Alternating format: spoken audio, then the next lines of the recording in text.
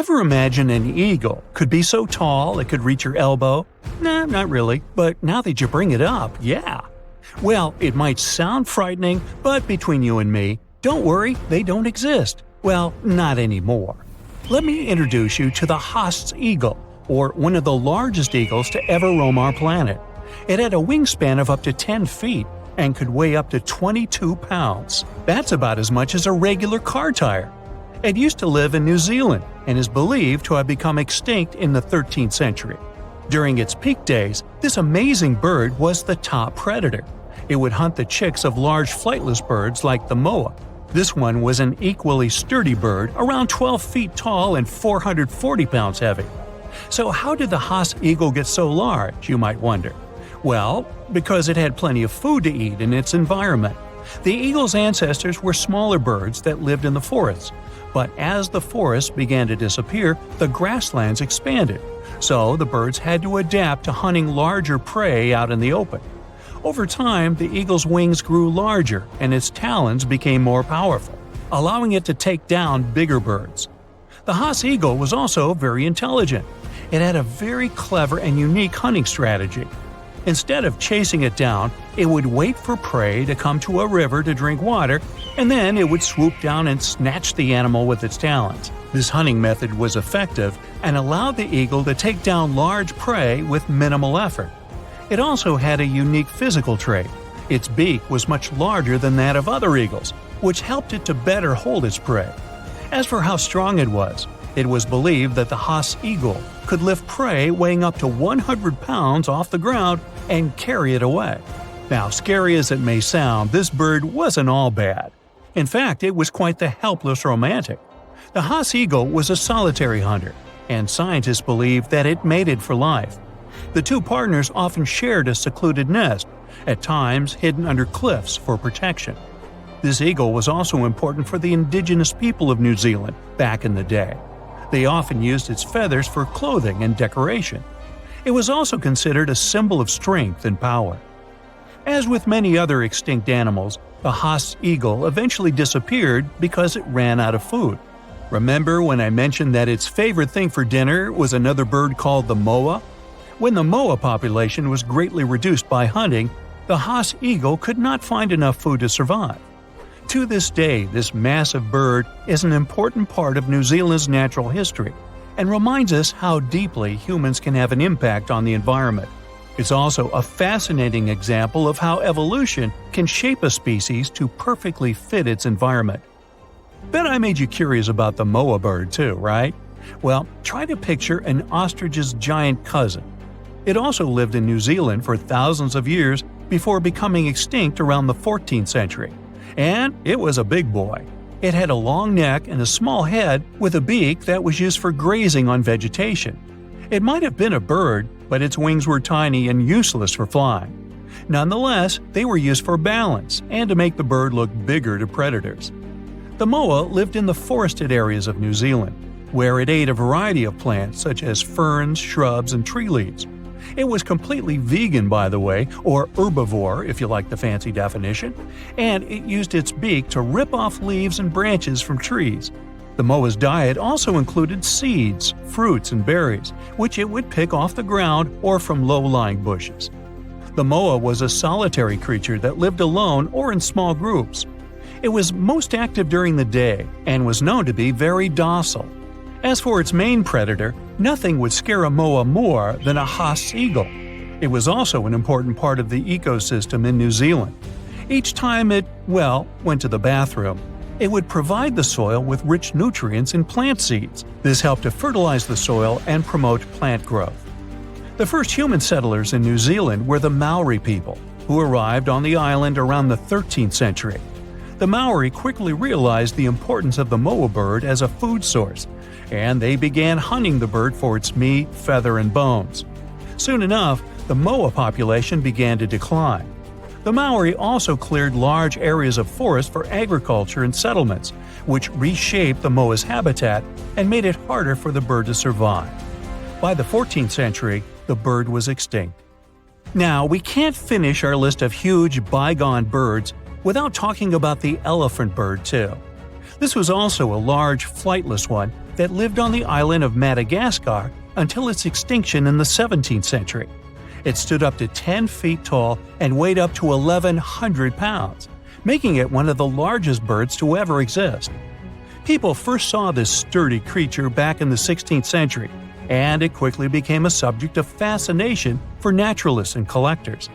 It was described as having thick gray-brown feathers, a long neck, and a large thick bill. Its legs were thick and strong, and it had 3 toes on each foot, each ending in a sharp claw. Despite its size and strength, the elephant bird was an herbivore, and on its daily menu, it mostly had fruits, leaves, and other plants. As for its speed, let's just say I wouldn't send this one to the Olympics. It was a slow-moving bird, spending most of its time foraging for food. As large and imposing as it was, the elephant bird was not particularly aggressive either. It was not known to interact with humans much. More than that, it was quite a shy bird, and it was pretty difficult to see one in the wild. The elephant bird's eggs were so large that they sometimes were used for cooking vessels by the native people of Madagascar. They were also big enough that they could feed entire families at once. Just one egg measured up to 30 inches in circumference and could weigh up to 22 pounds. The elephant bird's feathers were also very thick and insulating, so these creatures might have been able to survive in cold temperatures. Their tongues were equally as special, being so long that each bird could reach its eye to groom itself. The last elephant bird is believed to have passed in the 17th century, and the species was officially declared extinct in the 18th century. However, there have been a few unconfirmed sightings of the bird in the centuries past its extinction, and some scientists believe that small groups of elephant birds may still exist in remote parts of Madagascar. It may be gone, but the elephant bird has had a lasting impact on science and culture. Its eggs, which were the largest of any bird, have been found in archaeological sites and are now on display in museums around the world.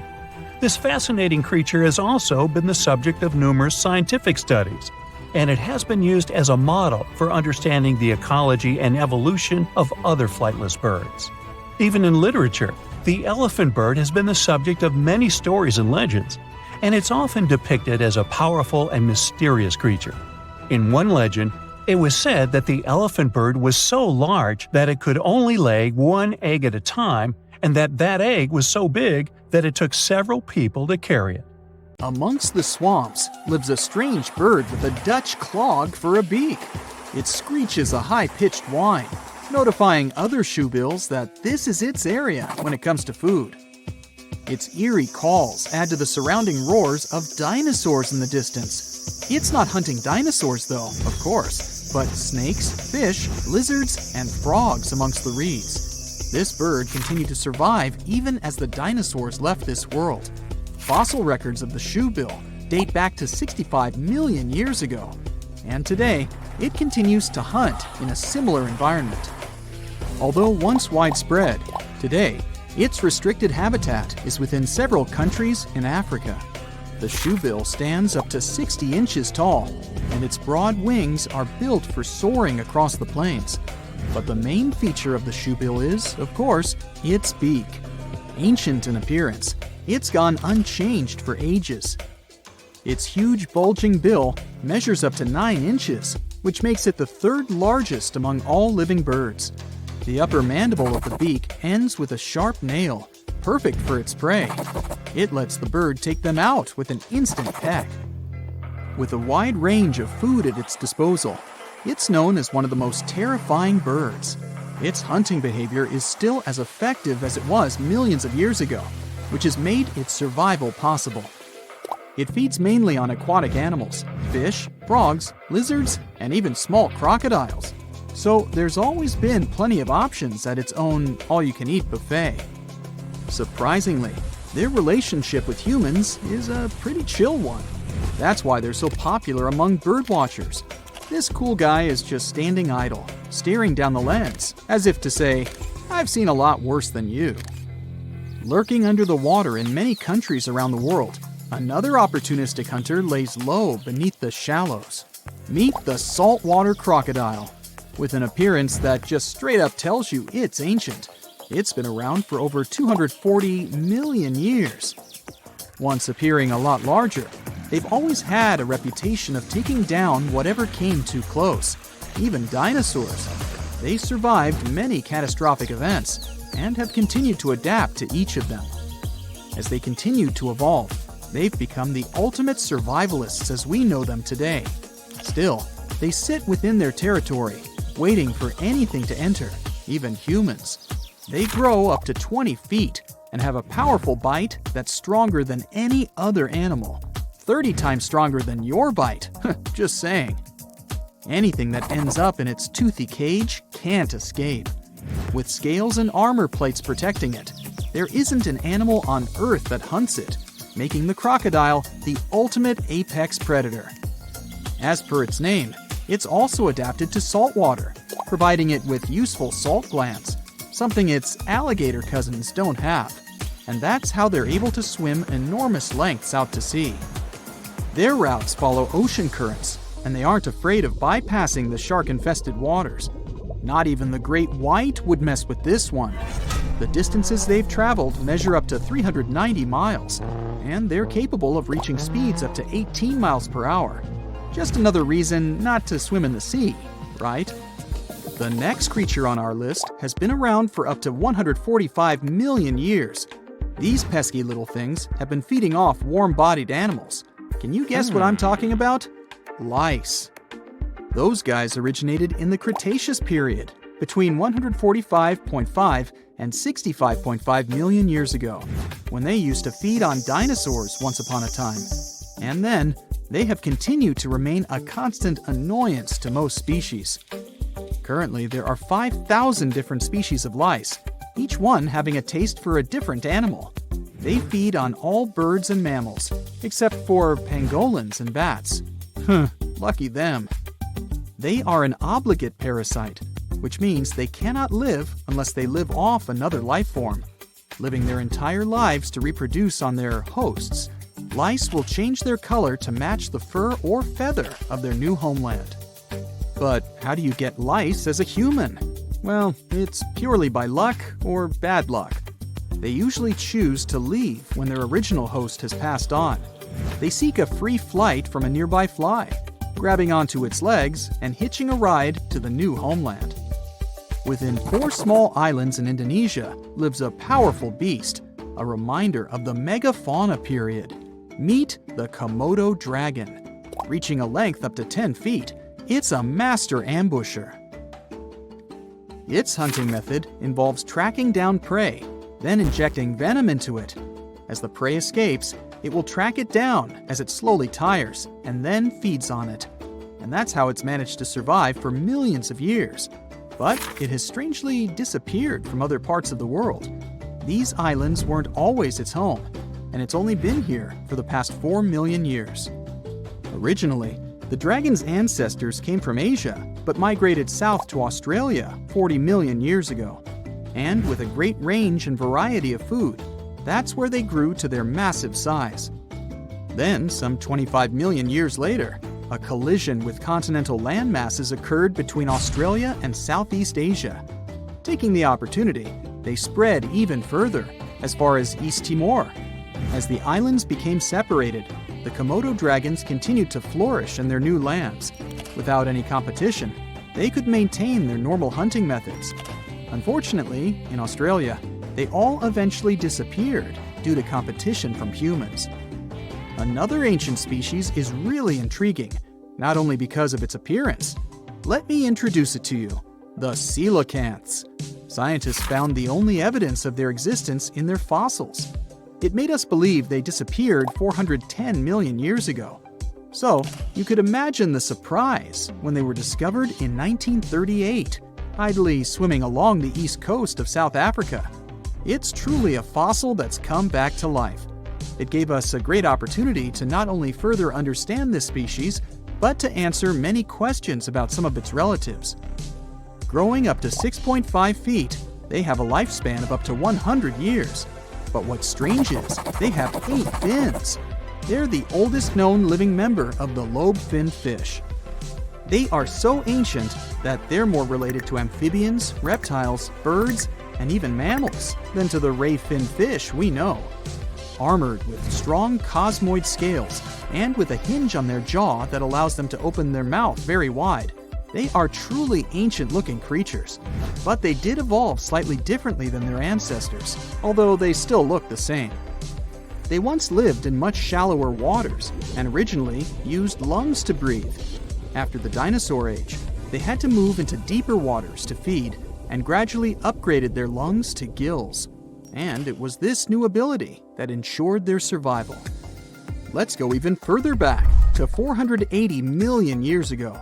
You wouldn't think that anything that existed back then could possibly still be alive today. But the horseshoe crab is not only still on this planet, it's almost identical to its ancestors. Its whole body is protected by a thick plate with spikes pointing outwards. It has 10 eyes scattered around its body.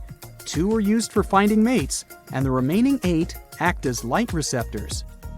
There is also a long tail. Although it looks menacing, its only use is to simply help flip itself back the right way up if it gets knocked over.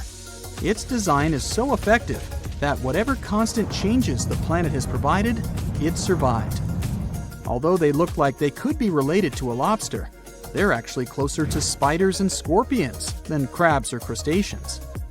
With a healthy diet of clams, crustaceans, and worms, they find enough to eat along the coasts of the Atlantic, Pacific, and Indian Oceans.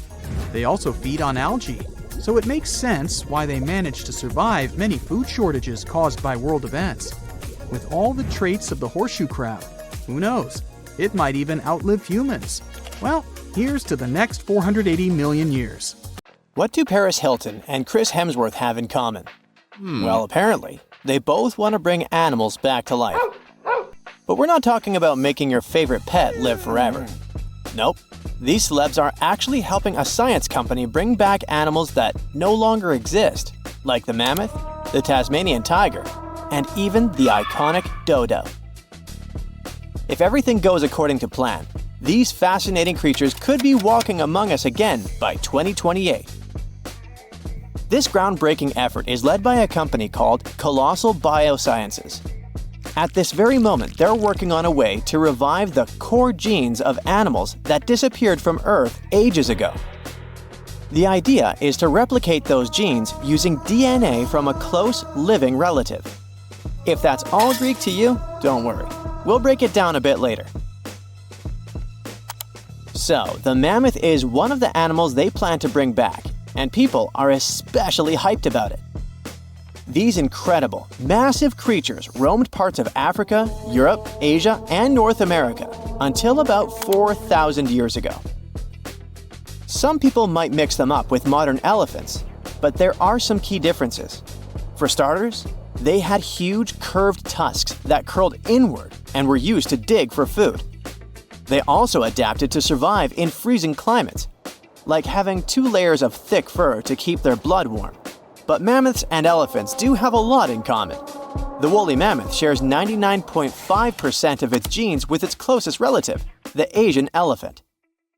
That's huge because it means that mammoths are genetically closer to Asian elephants than Asian elephants are to African elephants, for example. The company's bold plan is to create a living, walking elephant-mammoth hybrid that looks just like the ones that used to roam the planet. This animal will look like, walk like, and even sound like a woolly mammoth. But most importantly, it'll be able to live in the same ecosystem that the mammoth left behind. If the scientists succeed in bringing back enough of these creatures, one of their big goals is to help restore the Arctic tundra ecosystem. But how do they actually plan to create the mammoth? Here's their plan. First, they need to find well-preserved samples of woolly mammoths in places like Alaska, for example. Then they'll need to sequence the mammoth's genome and the genome of its closest relative, the Asian elephant. The next step is to identify the important genes that made the woolly mammoth perfectly adapted to cold temperatures, like its shaggy hair, curved tusks, and dome-shaped cranium. In other words, they need to identify which genes make the mammoth, well, the mammoth. Now comes the interesting part. They will use top-notch gene editing tools, kind of like scissors, to cut the Asian elephant DNA and replace those spots with the mammoth sequence. This will allow them to create a new cell line and, later, an embryo. This embryo will grow inside a healthy female Asian elephant, who will be the surrogate. And just like that, a new cold-adapted elephant will be born. Or at least, that's what scientists hope. Specialists predict that this Mammoth 2.0 could be on Earth as early as 2028. The reason it will take a while is that their gestation period is around 22 months. But if that deadline feels too far for you, there is actually a chance we could get a surprise a lot sooner. That's because some of the other animals they plan to revive have a much shorter gestation period, like Australia's thylacine, also known as the Tasmanian tiger. The company is also doing whatever it takes to give this animal a second shot at life. And the good news is that the process seems to be well advanced. Recently, the group announced that the Tasmanian tiger's genome is about 99% complete. This animal was native to the Australian mainland and the islands of Tasmania and New Guinea. A big part of the Tasmanian tiger population disappeared over 3,000 years ago.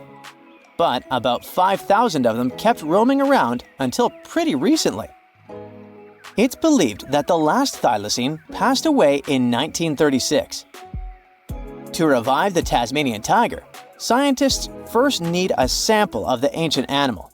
So they took RNA molecules from a 110-year-old preserved head that had been kept in ethanol. The team was really lucky because it's rare to find old samples that are so well preserved, allowing scientists to use advanced DNA analysis techniques. And by that, I mean they did a full, complete analysis. By studying RNA samples from important tissue areas like the tongue, nasal cavity, brain, and eyes, experts were able to learn a bunch of interesting things about the Tasmanian tiger. They could figure out how its brain worked, and also what this beast could smell, see, and taste. By the way, these semi-nocturnal animals had a special appetite for small rodents, lizards, and birds. After finding the perfect sample, the process of reviving it will be pretty much the same as with the mammoth, but with an elephant as a DNA donor, of course. In the case of the Tasmanian tiger, its closest living relative is a small marsupial called the fat-tailed dunnart. Even though this animal is small, it is a ferocious carnivore. So experts believe the whole DNA editing process will work just fine with its sequence. Their goal is to turn a fat-tailed dunnart cell into a thylacine cell. To accomplish that, they did more than 300 unique genetic changes into a dunnart cell. So there is no doubt they're pushing all the boundaries to make the dream of reviving animals a reality. This project also plans to revive the iconic dodo. You know, that funny-looking bird from the paradisiacal island of Mauritius in the Indian Ocean? And here, things get a little trickier, since we don't know much about this creature, which has origins that go back about 23 million years. Basically, the only clues we have about what dodos looked like when they were alive come from a handful of drawings, paintings, and written descriptions from the 17th century. But since those pictures are all pretty different from each other, and only a few of them were based on real, live dodos, we're still not 100% sure what they actually looked like. And as for how they behaved, well, we don't know much about that either. That's why reviving this long-absent legend will be super interesting and really enlightening.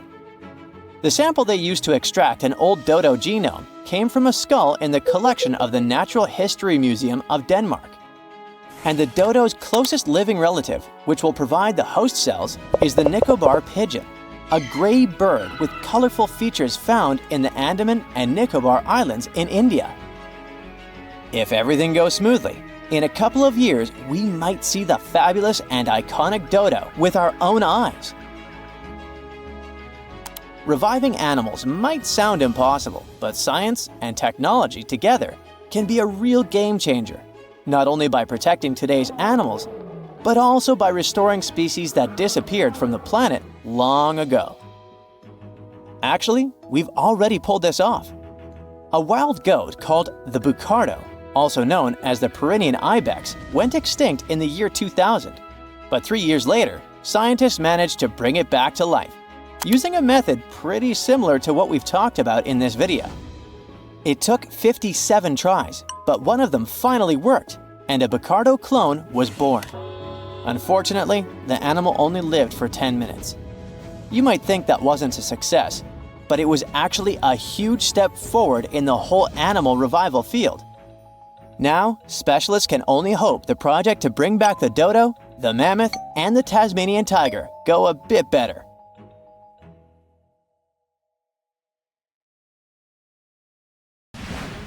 Now, you can't find living dinosaurs nowadays, which is a good thing, mostly, but you can still meet some creatures that might have gone to lunch with them.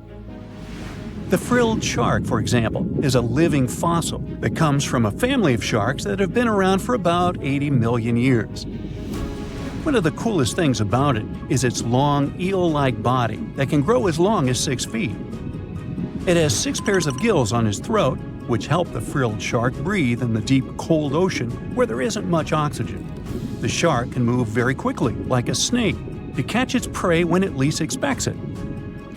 Little frilled sharks take an exceptionally long time to grow, up to 3.5 years, which is one of the longest times for any animal with a backbone. The Chinese giant salamander is another living fossil that can tell you what was going on Earth around 170 million years ago.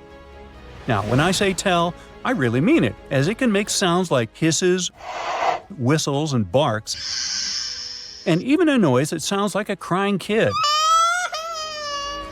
The biggest Chinese salamander found so far weighed 130 pounds, as heavy as 2 Dalmatians, and was almost 6 feet long. Giant salamanders like to be alone. Hey, I want to be alone. And will chase away other salamanders from their space, except when it's time to start a family. During the day, they hide and sleep under rocks. They can make a special substance from their skin that keeps predators away. Now, gharials are reptiles that have been around for about 38 million years. They live in India and Nepal in slow-moving, muddy rivers. Sadly, there are very few gharials left in the wild, less than 100. These creatures can't control their body temperature, so they need to sunbathe to get warm or cool down in the water if they get too hot. Their eyes are close together and face forward, which helps them see in 3 dimensions and judge distances more accurately. Gharials also have a transparent third eyelid that protects their eyes when they're underwater. They have over 100 sharp teeth, but they can't chew their food. Instead, they use their strong jaws to grab prey and then, swallow it whole. The alligator gar is a fish that has a family history of more than 100 million years. It still has some cool features from ancient times, like being able to breathe both air and water. It also has a special spiral-shaped intestine, like a shark. The alligator gar is one of the biggest and heaviest fish in North America. Just like an alligator, it has a long body and snout, plus a row of sharp teeth. But instead of legs, the gar has fins to help it swim underwater. The tuatara isn't a lizard as you might think, and isn't a dinosaur either. This New Zealand resident is one of the most unique animals in the world. Scientists love studying tuataras because they can help us understand how today's lizards and snakes evolved. One of the coolest things about the tuatara is its third eye, called a parietal eye, on its head. It has its own lens, retina, and a nerve that connects it to the brain. Scientists think it might help the tuatara know when it's light or dark outside and absorb sunlight to make vitamin D or help them keep their body temperature exactly right. Tuataras can live an extraordinarily long time, up to 100 years. Cassowaries are the youngsters on our list, as they've been around for only 60 million years. They have some things in common with dinosaurs, like their 3-toed feet and how they breathe. Cassowaries love to eat fruit, lots and lots of fruit. This love of fruit helps the rainforest because when cassowaries eat the fruit, their bodies don't harm the seeds inside. As they move around the forest, They spread these seeds, you can guess how, with their own natural fertilizer, helping new plants grow. Cassowaries are big birds, about 6 feet tall and weigh over 100 pounds. They have a special claw on each foot that is 5 inches long, and they can use it to kick real fast. If they feel threatened, they can charge, kick, and even jump on someone. They can also leap up to 5 feet in the air. So, the best thing to do is stay far, far away from where they live. The order Notostraca is a group of crustaceans that you may know as tadpole shrimp or shield shrimps. These animals have been around for about 360 million years. They have a wide, flat shell that covers their head, and they have a pair of eyes on top. These creatures can be found all over the world in different kinds of water, like freshwater, brackish water, and even salty pools. They can also look different depending on where they live. Notostracans aren't picky eaters and can snack on pretty much anything, from plants to small animals and other shrimps. Some of them are considered pests in places like California rice paddies because they stir up the mud, which blocks sunlight from reaching the young rice plants. Sturgeons are some of the largest fish species on the planet. They live only in the cool waters of the northern hemisphere and never travel below the equator. Even though they are huge, sturgeons don't have teeth. They eat by sucking food off the bottom of rivers, gulfs, lakes, and oceans. Scientists believe that sturgeons came from a group of fish that first appeared around 419 million years ago, long before dinosaurs even existed. Their ancestors survived a big extinction event that wiped out 90% of all species and went on to become the largest fish in many rivers in North America and Eurasia. Sturgeons can live up to 100 years old or even older. Female sturgeons can lay up to 3 million eggs at a time, but not all of the eggs eventually turn into real fish. Our next hero, the Pacific lamprey, has successfully lived through at least 4 mass extinctions. Its ancient ancestors evolved over 450 million years ago. These creatures have cartilage instead of bones and a third eye, which is a special light-sensing organ on top of their heads. Instead of a regular jaw, they have a mouth surrounded by teeth. They latch onto prey and sup up body fluids like real underwater vampires. And although he wasn't living underwater, the story goes that King Henry I of England might have lost his life because of a lamprey. The English monarch loved this fish so much that he defied doctors' orders to stop eating its flesh. He got sick every time he'd have it, but the lack of bones and the unusual taste made the royal fall in love with it. As a result, he got some scary symptoms from eating lamprey and eventually passed away. Can you say clueless? The elephant fish, also called the Australian ghost shark, has been on Earth for around 400 million years. Even though they're related to sharks, they aren't actually sharks. Instead of bones, their bodies are made entirely of cartilage. These fish have a special shiny tissue in their eyes that can make their eyes look like they change color from yellow to green. Elephant fish can be pretty tough and will fight back if they feel threatened. They like to be alone and usually don't hang out with other fish. Horseshoe crabs also deserve the title of survival champs, as they've been around even before dinosaurs, since 450 million years ago.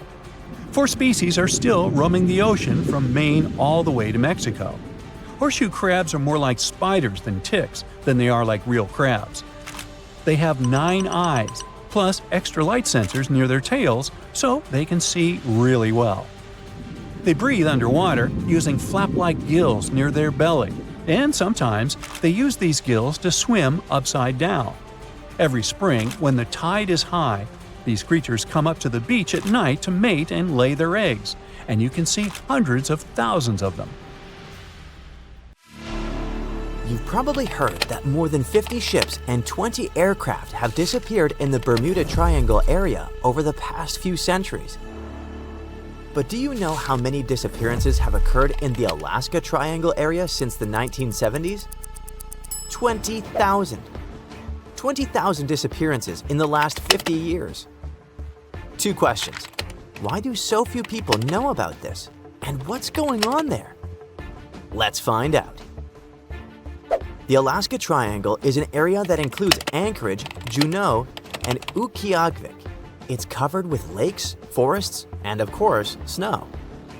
The place gained a grim reputation after the disappearance of a small plane in October 1972. The pilot was Don Jones, and the passengers were U.S. House Majority Leader Thomas Hale Boggs Sr., Alaska Congressman Nick Begich, and his assistant. In short, there were big shots from the country's leadership. They flew out from Anchorage to Juneau and just disappeared into thin air. No plane debris, no messages from the pilot, no information at all. The plane just vanished. The search over a vast area lasted for several thousand hours to find the traces of the 4 missing people and the plane. A large team of rescuers, researchers, and specialists couldn't find even a small clue. From that moment on, the popularity of the Alaska Triangle began to grow. It turned out that the mysterious disappearance of the plane was just the tip of the iceberg. Even more planes and tourists disappeared in the area. The number was huge. Dozens, hundreds, thousands, and tens of thousands. Since 1988, more than 16,000 people have disappeared here. But what's the reason for these mysterious disappearances? There are plausible and logical theories. There are some fantastic ones, and there are some very creepy ones that are better not to listen to before going to bed. Do you know what makes this place different from others where people disappear? There are too many mysterious circumstances here. For example, in the Bermuda Triangle, ships disappear because of large waves, bad weather, and magnetic storms. No one knows for sure, but all of these disappearances seem quite logical. A ship sails to a place known for its storms and bad weather. It will be terrible and sad if it disappears, but it won't be a surprise. Let's take climbers or travelers who go to conquer snowy peaks or vast canyons. Bad weather, dangerous landscapes, and wild animals make such trips quite risky. So yes, unfortunately, people also disappear in such areas. The situation in the Alaska Triangle is different. Yeah, there have been bear attacks or falls into mountain crevices here, but people have also disappeared in safe conditions. One man disappeared without a trace from a large liner sailing through the cold territory. Another one just vanished from the top of a mountain in a touristy area filled with a lot of people. What happened to them? No one knows. Among thousands of mysteries, some cases have been solved. For example, scientists have managed to solve the mystery of the disappearance of Frank Southerden. A 25-year-old New Yorker went hunting in Alaska in the 1970s and never returned. Despite the search operations, no trace of this man was found. But then, almost 20 years later, near one of the rivers in northeastern Alaska, someone found a skull. In 2022, scientists conducted a DNA analysis of the find and confirmed that the skull belonged to the missing New Yorker. The study showed that with a high probability, Frank had met a bear and hadn't survived this encounter. This is just one solved mystery, but how about thousands of others? Tens of thousands of miles of coastline, more than 3 million lakes, cold, strong winds with snowfall, a large number of bears, crevices in rocks, and many other factors can be the reason for missing people. But maybe there's something else, something that makes people go crazy, hallucinate, get lost, and panic. And these are energy vortexes. There's no scientific evidence that such a strange phenomenon really occurs in the Alaska Triangle, but the theory looks pretty true. So, this is a massive invisible energy that moves clockwise or counterclockwise in the form of a vortex.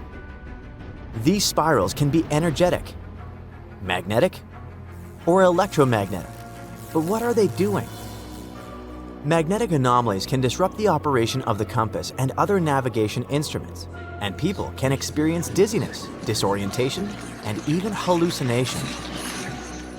According to the theory, people's behavior changes depending on the direction of the vortex. If it swirls up clockwise, then it has a positive effect on a person.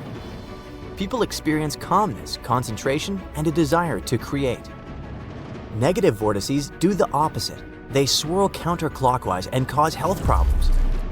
Bad mood, nightmares, depression, confusion, and malfunctions of electrical appliances. If the vortex theory turns out to be true, then there will be fewer questions about the Alaska Triangle. And while some believe that this place is associated with magnetic activity, others are sure that the Alaska Triangle attracts extraterrestrials. According to them, spaceships from other planets abduct people. This version is too far-fetched and stereotypical, so let's not dwell on it. Among all this majestic wilderness, vast forests, lakes, and rivers, there's something that stands out in the overall landscape. There is a scenic area in Alaska called Gakona, and it hides HAARP, the High-Frequency Active Auroral Research Program. It's a large research center that consists of hundreds of antennas that transmit radio signals to the ionosphere. The ionosphere is a layer of the planet's atmosphere where radio waves are exposed to solar radiation and other cosmic stuff. It all sounds rather complicated and incomprehensible. But when a mysterious high-tech station appears in the middle of a nature reserve where people disappear, many new theories pop up. Some believe that HAARP is capable of changing the weather, disabling satellites, and controlling people's minds. But would someone conduct experiments in such a place? And what's the point of this? In short, the HAARP version doesn't seem very realistic. Experienced travelers are sure that the main danger in the Alaska Triangle is Alaska itself, with all its harsh weather conditions. Others believe that secret experimental laboratories, energy anomalies, and visitors from other planets are to blame. But how about hearing the opinion of those who call this place home? Native tribes of Alaska have several sinister versions for you. Some people tell each other the legend of the mysterious Alaskan hairy man. It can imitate the voices of women and children to lure fishers and hunters into a trap. Imagine that a traveler passes through a forest and hears a woman's cry for help. "I'm stuck here, someone get me out, please." Of course, the guy runs to help. He gets to the place, but instead of a woman, he sees a big, hairy creature. The traveler's scream rings through the forest. Another legend tells us about the Keelut, a scary, dangerous monster that looks like a black, bald dog. It stalks people at night and does it stealthily, unnoticeably. Legends say that the Keelut leaves no footprints in the snow, so hunters are unaware of its pursuit. You don't hear the sound of crunching snow, but you certainly feel that there's something sinister behind you that wishes you harm. Ugh, it's scary. In the forests, mountains, and fields, you can meet the Alaskan hairy man and the Keelut. And in lakes and rivers, something scarier awaits you. Meet the Kalupalik, a human-like aquatic creature with green scaly skin, long wet hair, and long nails. According to the Inuit legends, this creature wears women's clothes and a bag where they put a kid. This monster sings sweet songs to lure little girls and boys closer to the water and take them away forever. Of course, the legends about all these monsters are just fairy tales. But the danger of the Alaska Triangle is quite real. Not because of all the rumors about anomalies and strange occurrences, but simply because it's a vast wilderness area. Such areas are dangerous in various parts of the world, not just Alaska. And in fact, all the mysteries surrounding disappearances are simply exaggerated by scary stories and popular media. After all, if you look at the statistics of disappearances in other parts of the country, it turns out that the Alaska Triangle is not such a unique place. Psst, run! Really, it's not safe out there. There's a saber-toothed tiger lurking around. You better be careful. What are you doing? Don't peek. Okay, just one little peek. How's this possible, you ask? That's because you're in virtual reality, of course. These cool but very dangerous-looking big cats were alive during the last ice age. What if they decided to show up at your doorstep out of nowhere? Knock knock, a saber-toothed tiger is waiting for you to buy its cookies. Meanwhile, the coelacanth, this massive-looking fish, comes from a lineage that's been around for over 300 million years. We thought they didn't exist anymore until 1938, that is, when a live coelacanth was found again. Since then, they've been roaming the waters of the east coast of Africa and the waters of Sulawesi, Indonesia. Man, I wouldn't want to go for a swim and meet one of these fellas face to face. Their jaw has an intercranial joint, which means their mouth opens up by a lot. This is so they can eat large prey, like me. Not good. They're huge too. Imagine a fish that's as long as you're tall and weighing as much as an average human. The takahe, a flightless bird, was thought to be gone in the year 1898. They're very cute, small and multicolored, usually not taller than your knee. But picture this. You're out for a hike in the Murchison Mountains. Looking around, you spot the bird you thought was extinct. But there they are, as happy as ever, surviving and chilling. A whole colonies of takahes was indeed found just 50 years after they were pronounced extinct. Good job, tiny little birds. A singing dog. Ever heard of those? Riley does sing sometimes when he's bored or hungry, but these are real performers. New Guinea singing dogs. They've been only recently discovered again in the wild for the first time in 50 years. Still, they were never completely extinct to begin with. New Guineans made sure they were safe next to them. But in the wild? Very rare and hard to catch a sight of. Look, there goes one. The New Guinea singing dogs are called so because of their famous high-pitched singing. They sometimes sing together too. A dog choir of sorts, where they all howl together. I bet they sing better than I do in the shower. Not going far from this area, we have bats, but these ones are sort of different. You see, their ears are enormous. I guess that's why they're called the New Guinea big-eared bats. Clever. The species was found again when one of them was accidentally caught in a bat trap. Until then, I guess they were playing hide-and-seek with us, because up till 1890, they had been thought to be gone. They're still not out of the danger zone because of habitat loss. Imagine you discover a fossil of a species you thought had been extinct for a long time, yet 2 years later, a whole living group of said species is found. Well, this is exactly what happened in 1977 with the Majorcan midwife toad. It's sort of brownish in color with darker brown that makes up its skin spots. Other than that, it's just a small toad with googly eyes. The group of live toads was found close to where the fossil was, on the island of Majorca.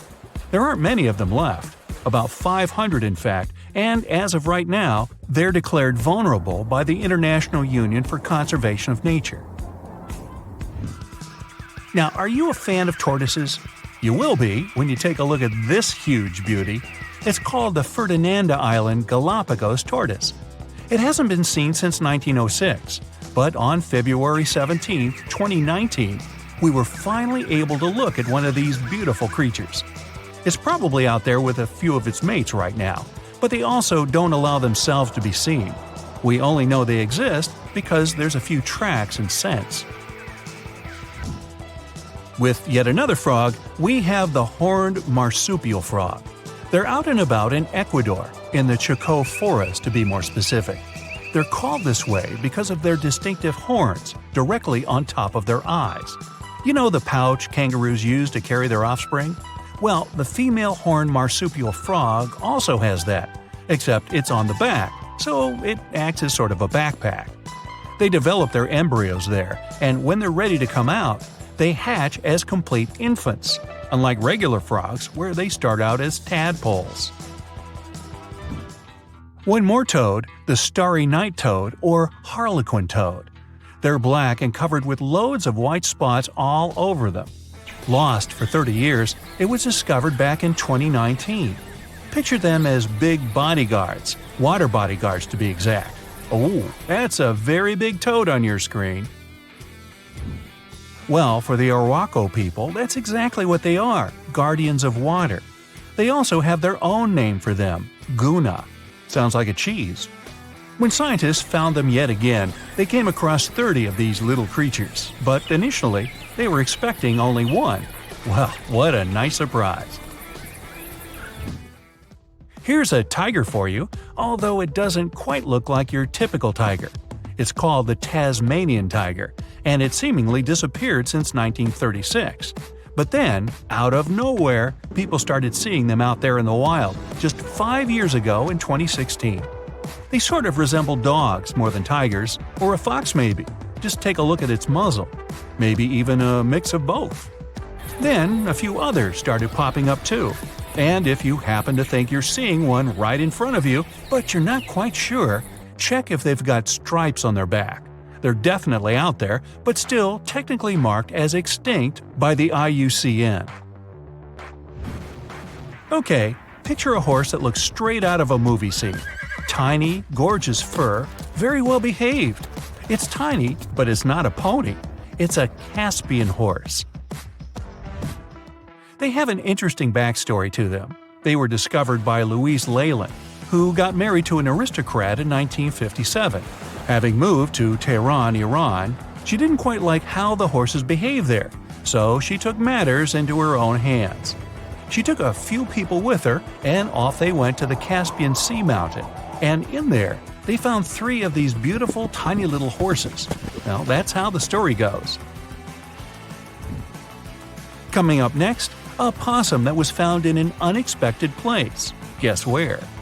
You have 3 options to pick from: hiding in a ski resort, in the Australian outback, or in someone's apartment in the bathroom. Which one do you choose? You have 3 seconds.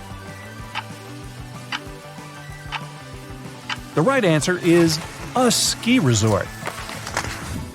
Yes, this possum is called the mountain pygmy possum, and it's originating from Australia. So far, there are 3 different living populations of this tiny possum, but it was believed to be extinct until just 1966. There are fewer than 100 of them, so the IUCN has marked them as critically endangered. Also from Australia is the night parrot, an absolute delight to birdwatchers. Very beautiful, yet mysterious. These little fellas live in very remote areas. You can probably count on the fingers of your hand how many times these birds have been seen since they were found again in 1979. That's how rare they are. Have you ever seen a pygmy tarsier? Neither have I. It was only in 2008 that 3 of them were caught. Scientists don't really want to lose track of their movements again, so what they did was gift them with tiny little collars. This way they can live their life as happy as ever and will know they're safe. The last one I want to tell you about is the tree lobster, but as the name might mistakenly tell you, they're not really lobsters. They're just big black bugs with huge legs. Their extinction story is a sad one. In 1920, a cargo ship got stuck on Lord Howe Island, and it had rats aboard. These rats fled the ship and ran straight to land. Even though tree lobsters are bigger than most insects, they're still relatively small compared to rats. The poor things never stood a chance. Still, in 2004, life shone again for these distinct critters. A pair of Australian scientists were out and about on the island and came across 24 of them. All of them were living beneath one single shrub. Hey, if there's enough space for everyone, it's not small, it's cozy. Bottom line, it's better to be distinct than extinct. Don't you agree? The ocean had a king 190 million years ago, and that creature was just the size of a dolphin. But it still kept everyone else in fear. A fossil collector found its relics in the rock at England's famous Jurassic Coast near a place called Golden Cap in Dorset back in 2001. For centuries before that day, people just walked over it and never noticed this treasure. Then, it traveled all the way to a museum in Ontario, Canada. But it was still there until, in late 2025, scientists realized they weren't looking at just another sea reptile, but at something unique, the only known specimen of its species. The find received a nickname, the Sword Dragon of Dorset, and got the attention of the scientific world. Ichthyosaurus, the group this animal belongs to, spent their lives in the ocean, but they don't have much in common with fish. Think of them as the marine equivalent of dinosaurs' cousins. For millions of years, they ruled the seas the way sharks and whales dominate today. But the sword dragon didn't have much in common with those bad guys. This creature stretched just about 10 feet long and had a pretty unusual appearance. Many ichthyosaurs had thick skulls and strong jaws, which were just perfect for crushing prey. Instead, evolution gave our guy an incredibly long, narrow snout attached to a high-speed body. Researchers think it used that snout to slash through schools of fish and squid and to stun or slice prey before swallowing it. And the eyes of our sword dragon worked like giant camera lenses. They pulled in every bit of light available, so the animal could see in places where most predators would be almost blind. And in the ocean, where sunlight doesn't travel very far underwater, it's a huge advantage. Fish, squid, and other prey drifted through the gloom, thinking they had some cover from danger, and our dragon could spot them without a problem. It also had a pretty unusual skull. Most animals, including us humans, have a small bone near the nostril area called the lacrimal bone. Normally, it's nothing special, but on the sword dragon, it had odd little prong-like projections sticking out from it, something paleontologists had never seen on any other ichthyosaur before. In paleontology, those tiny details are everything. They become clues that tell scientists they're not looking at a completely new species that lived millions of years ago. The sword dragon skeleton survived in almost perfect shape and preserved its three-dimensional form, not flattened like many other fossils. Scientists even think traces of the creature's last meal still sit inside its remains. So, one moment this animal hunted fish in Jurassic waters, and the next moment it froze in time, with its final lunch locked inside stone for 190 million years. The story got even more interesting once scientists began studying the bones carefully. Some limb bones and teeth have strange deformities, which means the animal suffered injuries or disease while it lived. The skull also has bite marks from a much larger predator, probably another ichthyosaur. That beast likely delivered the final blow. But the biggest reason scientists care about this animal so much is that it fills a massive gap in the fossil record. Fossils from the time period when it lived, around 193 to 184 million years ago, show up very rarely. Before this discovery, paleontologists saw two completely different groups of ichthyosaurs in the fossil record: older ones before this period and newer ones after it. But no one knew exactly when or how that change happened. So, the sword dragon enters the story like a missing puzzle piece. This creature looked more closely related to later species that appeared millions of years afterward. That means the big evolutionary shift in ichthyosaurs likely started earlier than scientists thought. Now, let's leave the ocean and jump to a completely different landscape. One that once baked under the brutal sun of the Sahara. Around 95 million years ago, a predator walked there that looked just as strange as the sword dragon, but it chased prey on land and in rivers instead of the sea. The scientist who led the discovery described this animal as a hell heron. It stretched as long as a school bus and weighed several tons. Its skull had long crocodile-like jaws filled with conical teeth, so it could easily grip slippery fish for lunch. But the really weird part was a crest on its head shaped like a curved blade, a scimitar. It looked so unusual that scientists didn't even recognize the species when they first uncovered the bones in 2019. They only understood what they had after they returned to the site in 2022 and collected more fossils. Researchers find spinosaurs in rocks that formed near ancient coastlines, which clearly shows us that those creatures took their food from the sea. But this one turned up hundreds of miles from any prehistoric sea. The land around it once had forests and rivers instead of desert dunes. That means this giant predator probably went into freshwater ecosystems to look for food there, instead of coastal waters. So it looks like this massive dinosaur was wading through water up to 6.5 feet deep, standing on sturdy legs while scanning the surface for fish. Instead of diving like a crocodile, it likely waited patiently, and then snapped its jaws shut in a lightning-fast strike. More than 200 million years ago, another strange survivor swam through freshwater lakes and slow-moving rivers in what is now Zimbabwe, an extinct species of lungfish. Unlike most fish, lungfish can actually breathe air. They have organs that function like primitive lungs, which allows them to gulp oxygen directly from the atmosphere when water becomes too stagnant or low in oxygen.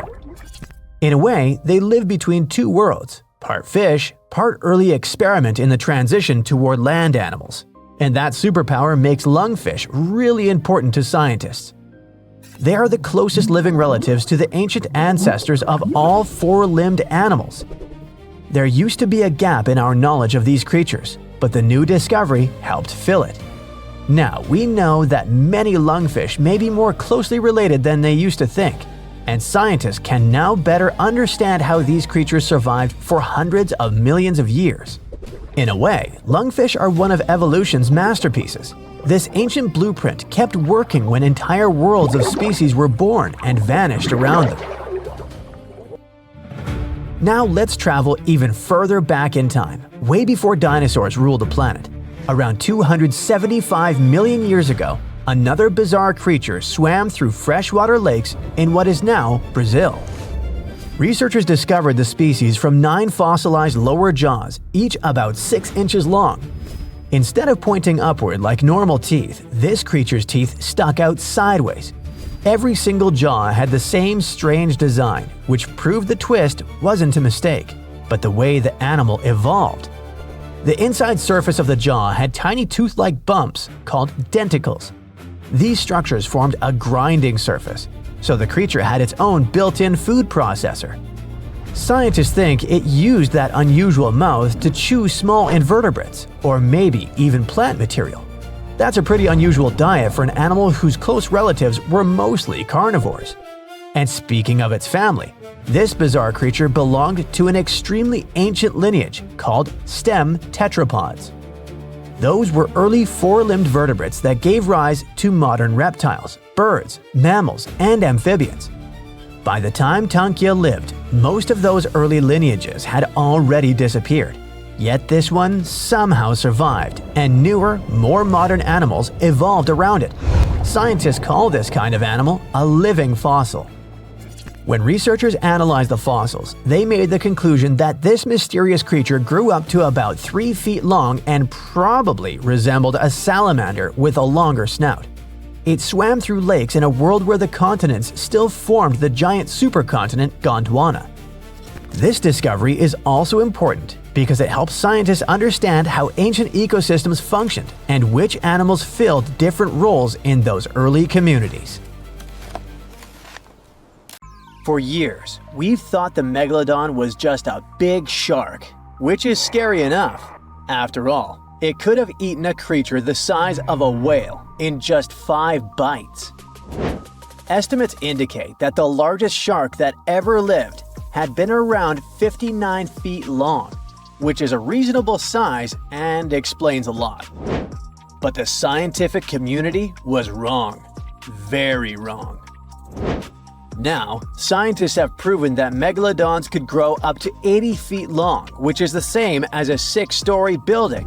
The creature would have certainly been dozens of times bigger than you if you had seen it underwater. These giants ruled the ancient oceans between about 20 million and 3 million years ago. And even though it was a long time ago, they've left a lasting impression, becoming the protagonists of many movies. And scientists continue to search for answers about their life. Thanks to this, we still occasionally find their fossils. But the thing is, no one has ever found a complete skeleton. All we have are scattered vertebrae, a few scales, and, of course, those massive, razor-sharp teeth. The most complete piece we know of is a 36-foot section of a megalodon's spine. It was once part of the trunk of the animal's body. So, to assess just how big the megalodon was, experts compared its fossils to more than 150 species of sharks, both those that are alive and those that have gone extinct, to get the most realistic result possible. If the megalodon had had the proportions of a regular shark, it would have had a 6-foot head and a 12-foot tail. It would have also stretched 54 feet from nose to fin. But these measurements are way off the mark. The largest megalodon vertebra ever found is 9 inches in diameter, which makes it 3 inches larger than the largest vertebra of a typical shark. And if we follow these proportions, that megalodon was a whopping 80 feet long. To better understand how giant this is, just think of 2 school buses lined up end to end. For a long time, it was very common to think that the megalodon was just a giant great white shark. And it makes sense, right? I mean, both would have had large, terrifying, serrated teeth. But that was another completely wrong idea. Now, we know that megalodons were actually much more slender and aerodynamic than the modern great white shark. Their body shape was built to cut through the water with much less resistance, minimizing the effects of gravity in the sea, letting them glide effortlessly through the ocean. Now, if Megalodon wasn't just another great white shark, what other animal of the same species was it most similar to? Surprise! In fact, it had more in common with the modern lemon shark. This species has robust and powerful bodies, 2 large dorsal fins, and blunt snouts, which makes them really fast and agile hunters, like prehistoric predators. In other words, while thinking about the megalodon, you can imagine a giant, turbocharged lemon shark. This is the most modern comparison of the megalodon with another animal, unless scientists find a complete skeleton of the ancient shark. But it's not common to find complete shark skeletons. They're rare because they're actually made not of bone but of soft, coated cartilage, like the stuff in human noses and ears.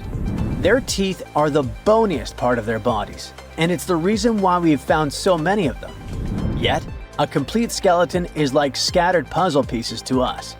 There's no solid bone to hold these pieces together, so the whole thing is very vulnerable to falling apart. Still, it's actually possible for an entire shark skeleton to survive. In these cases, very specific natural phenomena have to come into play. The skeleton needs to get buried super fast in mud or sediment, free of any kind of scavengers and away from ocean currents. Otherwise, it simply disintegrates before it can fossilize. Interestingly, although the sea is the home of these animals, it is possible to find their skeletons on land too. Millions of years ago, a big portion of today's dry land was submerged, teeming with marine life. Then, in certain places, sedimentary minerals and specific biological conditions of the seabed allowed the fossilization of sharks in marine rocks. Today, those are desert rocks that ensure the preservation of shark fossils. But in any case, searching for a shark tooth in a desert is like looking for a needle in a haystack. But finding an entire fossilized skeleton embedded in a rock is like hitting the jackpot. Another unexpected discovery is that these prehistoric sharks were not born small and cute like regular baby sharks. A newborn megalodon could reach almost 13 feet in length. That's more than twice the height of the average human. Imagine a shark the size of a boat from the moment it's born. Now, although we don't have all the information about the giant of the seas, it's a fact that it's one of the most famous animals in pop culture worldwide. Not only has it inspired several movies, but some people also insist that the megalodon is still alive. Scientists say it's not. The megalodon didn't survive the test of time, and it would be impossible for such a giant creature to dwell in the seas without us noticing it. First, it was a super predator. It hunted whales, dolphins, and other large marine animals. If the meg was still around, its presence would completely change the balance in the oceans. It would have huge impacts on marine ecosystems, regulating populations and influencing the size and behavior of the ancient shark's prey. A good example is whales. They wouldn't have grown so big if the Meg still hunted in the oceans. This only happened because there was no super predator in the way. If the giant shark was still in our oceans, species like the blue whale would be tiny, as they would need to develop and adapt to be able to escape constant attacks. The lives of the workers of the sea would also be completely different. Fishers would have to avoid certain areas, ships would change routes, and even maritime tourism would be risky. Going for a swim and coming across a shark over 65 feet long? Not worth the risk. Plus, if the megalodon was still out there, we would have some proof. Commercial fishing catches millions of sharks every year, and a monster of this size would not go unnoticed. Not to mention that with all of today's technology such as drones, satellites, and submarines at our disposal, someone would have already recorded an encounter with this living legend. By the way, most sharks, like most fish, are cold-blooded. But the reality for Megalodon was different. This giant was able to keep its body warmer than the surrounding ocean. This gave it an advantage over other sea creatures, allowing it to remain fast and active even in colder waters. It was a survival advantage that other animals of its kind did not acquire during their evolution. One of the most famous theories is that the Meg lives in the Mariana Trench, but scientists are sure that it doesn't make any sense. This region is poor in food and has many tiny creatures, which would not be nearly enough to sustain a large predator. In addition, there's a lot of research studying countless sharks that live in the ocean depths, and none of them come close to the size of the Megalodon. So, does the Megalodon still exist? Definitely not, but that doesn't mean it isn't any less mysterious and fascinating. There's a monster hiding in the remote forests, swamps, and rivers of the Congo Basin in Central Africa. It has a long neck, looks like a dinosaur, and is the size of an elephant, or maybe a hippo at least. That's what people who claim to have seen it say. It should have gone extinct millions of years ago, but this Congo's version of the Loch Ness Monster somehow survived.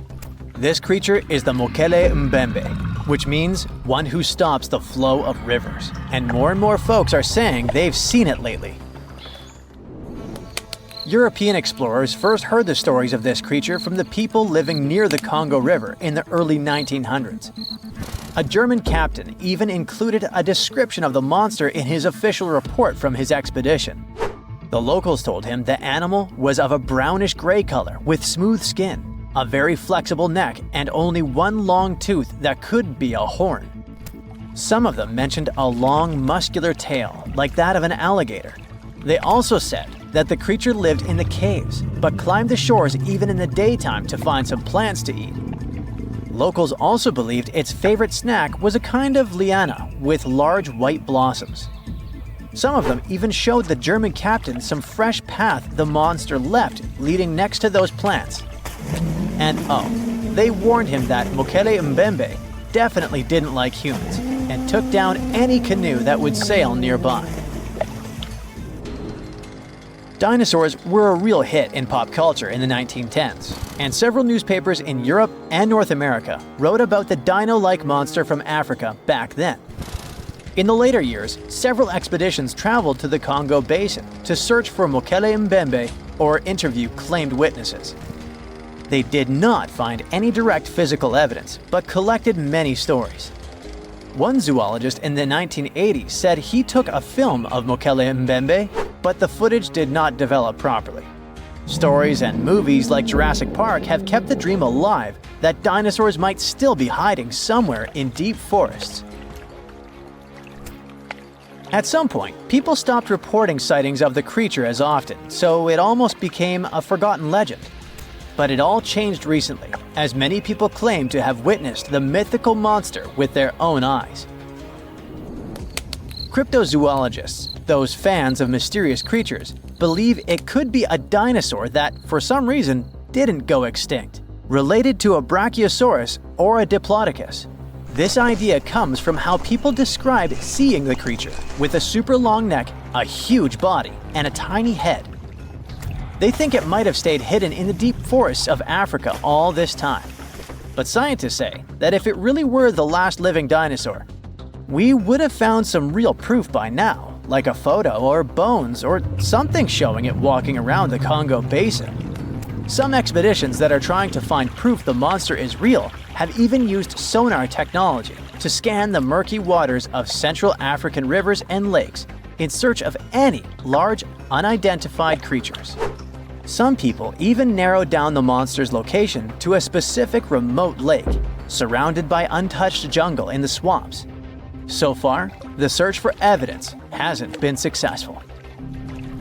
The explanation behind all the sightings of the Mokele Mbembe could be the changing ecosystem. More and more human settlements are moving into the huge Congo Basin rainforest. People aren't used to seeing large animals that live in the forest, so they believe they have witnessed the mysterious creature from their folklore. The human brain often fills in the gaps in something we don't know and uses imagination to explain it, especially if there's a ready-made version that everyone's heard of. But still, we can't completely rule out the possibility that there are some new, unknown species of animals hiding in the Congo forests. Maybe just not a missing dinosaur. Another legend, this time Mongolian, says there's a giant worm living deep in the Gobi Desert. Yep, similar to the monster you've seen in Dune. The creature, which is supposedly up to 6 feet long, can spit acid that could melt anything and shoot electricity.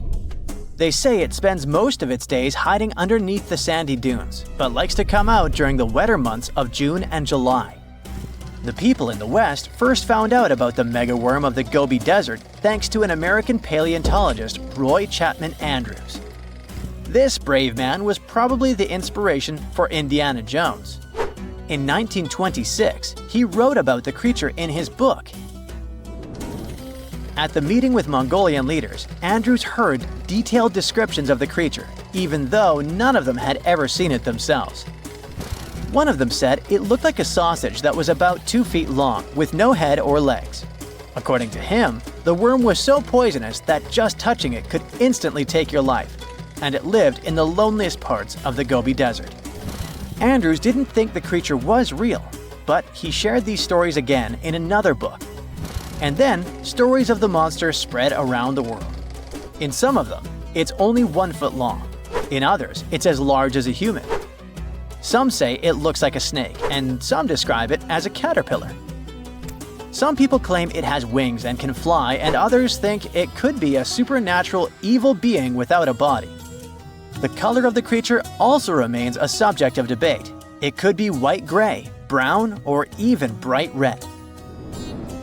The stories of witnesses are probably so different because the creature doesn't even exist. In 1983, one scientist who was visiting the region heard that an old man had managed to finally catch the mysterious worm. He also found out there was a nest nearby and decided to risk it all and see it. But instead of a scary monster, there was a Tartar sand boa inside. Luckily for the scientist, this snake is non-venomous, but it does have gray-brown scales and could match the description of the giant worm. When he showed it to the locals, supposedly all of them said it was the monster they had seen. Big expeditions from America, Britain, and New Zealand came to the Gobi Desert to try and find the creature. Many other adventurers came from all around the world on their own, but found no evidence the monster was real. But many Mongolians are sure the death worm is no fantasy. If you don't believe there's a monster in the Gobi Desert, how about one in Lake Worth in Texas? According to local folklore, there's a part human, part goat creature with scales and long clawed fingers hiding there. It all started back in July 1969, when locals claimed to have spotted this mysterious creature roaming around. The newspapers loved the story and started reporting about new sightings. One article said that the monster jumped out of a tree and landed on some guy's car. Another report claimed that the Lake Worth monster decided to throw an automobile tire at a group of people. Someone even managed to take a photo of the creature, and the newspapers published it. Locals started flocking to the lake at night, hoping to catch a glimpse of the creature, but no one could find any evidence it was real after all. The author of the monster's photograph later said it was most likely someone's prank, because the creature really wanted to be seen. Then, a reporter from the local newspaper received an anonymous letter saying that it was 3 high school students who decided to dress up and scare people. Even despite this, some cryptozoologists think it could have been an undiscovered primate species that walks on 2 legs. We don't know if the Worth monster is real, but it does one good thing and brings together the local community. Every year since 2009, they throw the Lake Worth Monster Bash.